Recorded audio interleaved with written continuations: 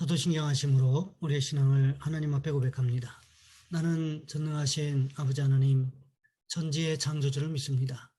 나는 그의 유일하신 아들 우리 주 예수 그리스도를 믿습니다.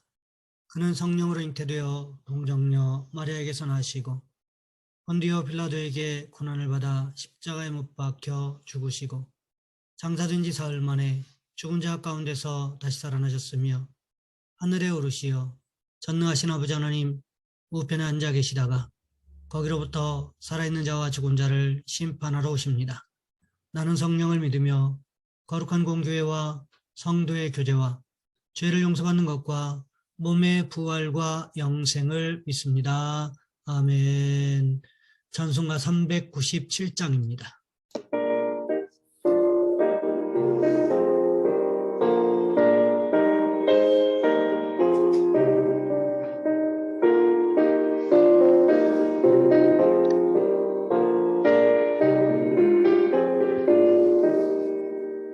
주 사랑 안에 살며 두려움 없으며 주 인강 변함없어 내 마음 편하다. 저 폭풍 몰아쳐서 내 마음 떨려도 주 나의 곁에 계셔 겁낼 것 없어라. 주 나의 목자시니 부족함 없으며 주 인도하는 대로 늘 따라가리라. 그 시에 나를 깨쳐 내 앞길 밝히니 나 주의 길을 따라 주 함께 살리라.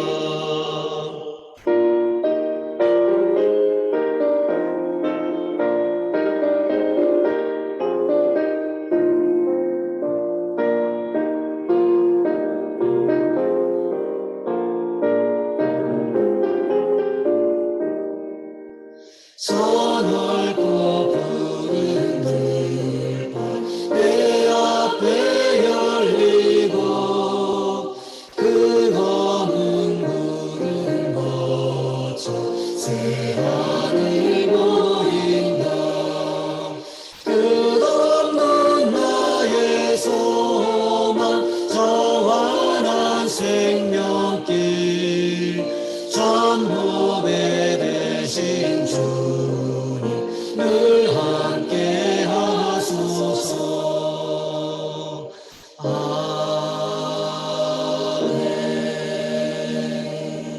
아멘. 오늘 말씀 역대상 17장에서 보겠습니다. 역대상 17장 16절로 27절까지 말씀입니다. 제가 가진 성경은 구약성경 638쪽에 있습니다. 제가 봉독해 드립니다. 다윗 왕이 여호와 앞에 들어가 앉아서 이르되 여호와 하나님이여 나는 누구이오며 내 집은 무엇이기에 나에게 이에 이르게 하셨나이까. 하나님이여 주께서 이것을 오히려 작게 여기시고 또 종의 집에 대하여 먼 장래까지 말씀하셨사오니 여호와 하나님이여 나를 존귀한 자들같이 여기셨나이다. 주께서 주의 종에게 베푸신 영예에 대하여 이 다윗이 다시 주께 무슨 말을 하오리이까. 주께서는 주의 종을 아시나이다. 여호와여 주께서 주의 종을 위하여 주의 뜻대로 이 모든 큰 일을 행하사 이 모든 큰 일을 알게 하셨나이다. 여호와여 우리 귀로 들은 대로는 주와 같은 이가 없고 주 외에는 하나님이 없나이다. 땅의 어느 한 나라가 주의 백성 이스라엘과 같으리이까. 하나님이 자기 백성을 구속하시려고 나가사 크고 두려운 일로 말미암아 이름을 얻으시고 애굽에서 구속하신 자기 백성 앞에서 모든 민족을 쫓아내셨사오며 주께서 주의 백성 이스라엘을 영원히 주의 백성으로 삼으셨사오니 여호와여 주께서 그들의 하나님이 되셨나이다.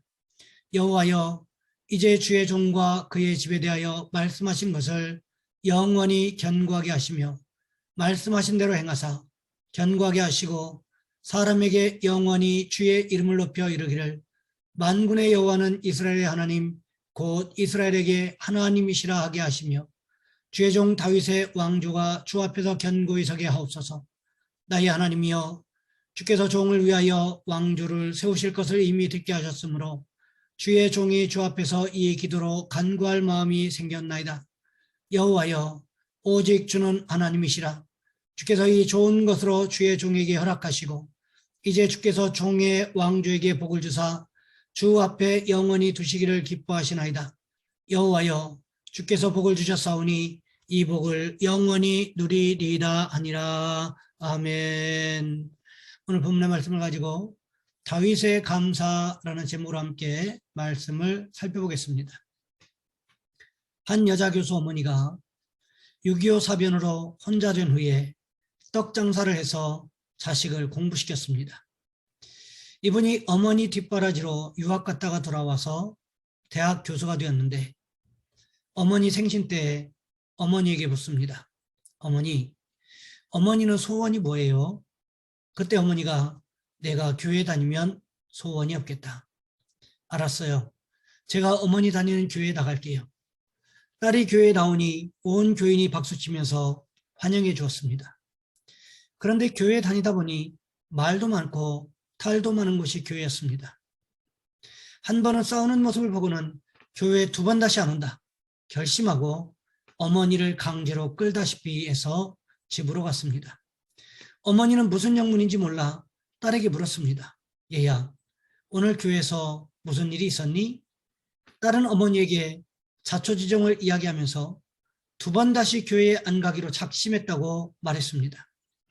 그러니까 어머니가 눈을 지그시 감더니 이렇게 말했습니다. 나는 이날 평생 교회에 다녔어도 하나님 한 분 좋아서 다녔기 때문에 다른 사람들이 불평하는 소리를 하나도 듣지 못했는데 너는 어쩌다가 그렇게 교회에 와서 불평하는 소리만 들었니? 이 말에 이 교수님이 충격을 받았습니다. 감사하면서 살기도 인생이 부족한데 너는 어찌해서 불평할 것만 보았니? 자기는 대학원도 나오고 박사가 되었기에 속 깊고 생각 있는 인생으로 자부해 왔는데 어머니의 말을 듣고 자신이 얼마나 속 좁은 사람인가를 깨닫게 되었습니다. 반면에 초등학교도 나오지 못한 어머니의 마음이 그렇게 넓고 깊은 줄은 몰랐습니다. 어머니가 어떻게 위대하신지 박사라고 대학 교수라고 목에 힘을 주었는데 자신이 너무 그렇게 왜소할 수가 없었습니다. 그렇다. 우리 어머님이 수십 년 교회 다닌 것이 헛것이 아니었구나. 그 넓은 마음, 그 깊은 생각, 우리 아버지 전사하고 그 많은 세월 동안 한 번도 불평하지 않고 하나님께 감사하면서 수십 년 청산갑으로 나를 길러주셨거늘 내가 어찌 몰랐던고 하면서 눈물을 흘렸다고 합니다. 오늘 본문에 보시기 바랍니다. 다윗이라고 왜 불평할 거리가 없었겠습니까? 그럼에도 불구하고 다윗의 위대한 점이 무엇인가 하면 그는 불평거리가 아닌 감사거리를 찾고 있었다는 것입니다. 광야의 이스라엘 백성들을 생각해 보시기 바랍니다. 그들에게 감사거리가 전혀 없었기 때문에 불평만 늘어놓았던 것일까요? 그렇지 않습니다. 생각해 보세요. 농사를 짓지도 않았는데 아침에 일어나면 하나님께서 만나를 내려주셨습니다. 저녁이 되면 메추라기가 날라와서 그것을 잡아먹었습니다. 그러면 감사할 것 같지 않으십니까? 그런데 민수기 21장 5절 말씀에 보시면 이스라엘 백성들이 이렇게 말하고 있습니다. 백성이 하나님과 모세를 향하여 원망하되 어찌하여 우리를 애굽에서 인도해내어 이 광야에서 죽게 하는가? 이곳에는 먹을 것도 없고 물도 없도다. 우리 마음이 이 하찮은 음식을 싫어하노라 하며. 충격적이지 않습니까? 이들이 하나님의 은혜를 체험하지 못했습니까? 그렇지 않습니다. 매일 만나와 메추라기를 먹었습니다. 하나님의 불기둥과 구름기둥의 은혜를 입었습니다. 그런 하나님의 은혜를 체험해 놓고서는 하나님의 은혜가 하찮다고 말합니다. 말이 된다고 생각하십니까? 그런데 이것이 오늘 나에게 일어나게 되면 말이 된다는 것이 문제라는 거지요. 하지만 오늘 본문의 다윗은 그런 문제를 오히려 감사로 변화시키고 있는 모습을 볼 수 있습니다. 자신이 하나님의 법궤를 위하여 하나님을 위하여 성전을 짓고 싶었는데 하나님께서 거부하셨다는 거지요. 다윗의 아들이 성전을 지을 것이라고 말씀하셨고 오히려 다윗이 생각지도 못한 일까지 말씀하고 계셨다는 거지요. 이것에 대하여 다윗은 하나님 앞에 온전히 감사하고 있었다는 것입니다. 오늘 본문 20절부터 22절까지의 말씀해 보시면 이렇게 기록하고 있습니다. 여호와여, 우리 귀로 들은 대로는 주와 같은 이가 없고 주 외에는 하나님이 없나이다. 땅의 어느 한 나라가 주의 백성 이스라엘과 같으리이까. 하나님이 자기 백성을 구속하시려고 나가사 크고 두려운 일로 말미암아 이름을 얻으시고 애굽에서 구속하신 자기 백성 앞에서 모든 민족을 쫓아내셨사오며 주께서 주의 백성 이스라엘을 영원히 주의 백성으로 삼으셨사오니 여호와여, 주께서 그들의 하나님이 되셨나이다. 다윗은요, 이미 하나님의 은혜를 들어서 알고 있었다는 거지요. 이미 유대인들에게 모세오경의 말씀은 암송의 대상이었습니다. 그랬기 때문에 모세오경에서 일어난 일들, 특별히 출애굽했을 때부터 그 이후에 일어난 일들에 대해서는 훤히 알고 있었다는 거지요. 그러하기에 다윗이 무슨 말을 하고 있습니까? 하나님이 자기 백성을 구속하시려고 크고 두려운 일을 행하셨다는 거지요. 그래서 무슨 일이 벌어졌습니까? 꿈에도 생각해 보지도 못했던 출애굽 사건이 어느 날 갑자기 벌어졌다는 거지요. 마치 애굽 사람들이 이스라엘 사람들을 쫓아내듯이 갑자기 애굽을 빠져나올 수밖에 없었다는 거지요. 심지어는 무슨 일이 있었습니까? 애굽 사람들이 가나안 땅으로 고향으로 돌아가는 이스라엘 백성들에게 금은 폐물을 선물로 주고 있지 않습니까? 이것은 그 당시의 전통이었다고 성경학자들이 이야기하고 있습니다만 그럼에도 불구하고 하나님께서 이렇게 될 것을 미리 말씀하셨다고 성경이 기록하고 있음을 우리는 기억해야만 한다는 것입니다. 그뿐만이 아니지요. 하나님께서 이스라엘 백성들을 인도하셔서 홍해바다를 건너게 하시고 수르 광야를 지나서 하나님의 산 시내산에 도착합니다. 시내산에서 하나님께서 이스라엘 백성들과 계약을 맺는데 그 계약이 바로 십계명이었습니다. 시내산 계약은 수동적인 계약이 아닙니다. 능동적인 계약입니다. 우리는 시내산 언약, 즉 율법이 우리를 올가매기 위해서 우리의 행동을 제약하기 위해서 주신 것으로 오해하는 경우들이 많이 있습니다. 그렇지 않다는 거지요. 율법을 통해서 우리의 죄를 깨닫게 하시고 우리의 모습을 돌이키게 하시려고 주셨음을 우리는 기억해야 한다는 거지요. 율법을 지키면 그 안에서 참 자유가 있다는 거지요. 하지만 율법을 지키지 않는 사람에게 있어서 율법은 걸림돌이요 거추장스러운 옷과 같은 모습이 될 수밖에 없게 된다는 것입니다. 하지만 다윗은 이것조차도 하나님 앞에 감사의 조건으로 고백하고 있는 모습을 보게 됩니다. 거기에서 그치지 않습니다. 다윗은 무엇을 말하고 있습니까? 오늘 본문 23절과 24절 말씀해 보시면 이렇게 기록하고 있습니다. 여호와여, 이제 주의 종과 그의 집에 대하여 말씀하신 것을 영원히 견고하게 하시며 말씀하신 대로 행하사 견고하게 하시고 사람에게 영원히 주의 이름을 높여 이르기를 만군의 여호와는 이스라엘의 하나님 곧 이스라엘에게 하나님이시라 하게 하시며 주의 종 다윗의 왕조가 주 앞에서 견고히 서게 하옵소서. 다윗이 어떻게 하고 있습니까? 하나님의 약속의 말씀에 감사하고 있다는 거지요.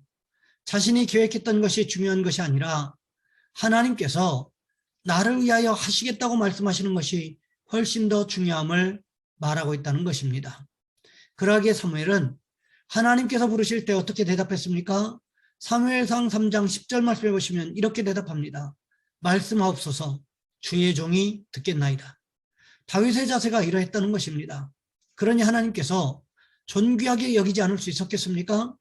바라기는 우리도 날마다 하나님의 말씀을 존귀하게 여길 뿐만 아니라 하나님 앞에서 감사함으로 인하여 다윗과 같은 축복을 경험하시는 저와 여러분 우리 모두가 되시기를 주님의 이름으로 부탁을 드립니다. 이 시간 우리 한 목소리 함께 기도하겠습니다. 하나님, 우리가 날마다 하나님의 말씀을 존귀하게 여길 뿐만 아니라 하나님 앞에 감사함으로 인해서 다윗과 같은 축복을 경험하게 도와주시옵소서.